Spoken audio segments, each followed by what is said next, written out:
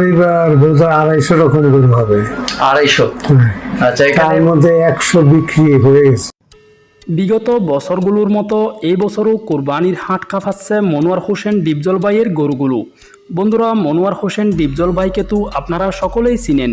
তিনি একজন চলচ্চিত্র অভিনেতা। চলচ্চিত্রে তিনি ভিলেনের অভিনয় করলেও বাস্তব জীবনে তিনি একজন অত্যন্ত ভালো মনের মানুষ। দেশের বিভিন্ন অঞ্চলে তার রয়েছে বিশাল বিশাল সব গরুর খামার। সেই সব খামারে তিনি প্রতি বছর কোরবানি উপলক্ষে কোটি কোটি টাকার ষাঁড় গরু পালন করে থাকেন। এর ব্যতিক্রম হয়নি এই বছরও। এবারের কোরবানি উপলক্ষেও তার খামারে কয়েকশো গরু প্রস্তুত আছে। তার খামারে সর্বনিম্ন 40 কেজি থেকে সর্বোচ্চ 30 মণ ওজনের গরুও রয়েছে। অত্যন্ত মনোরম পরিবেশে বিদেশি পদ্ধতিতে পালিত হয় ডিপজল ভাইয়ের গরুগুলো, আর এদেরকে সম্পূর্ণ প্রাকৃতিক পরিবেশে সবুজ ঘাস খাইয়ে পালন করা হয়। প্রথম দিকে ডিপজল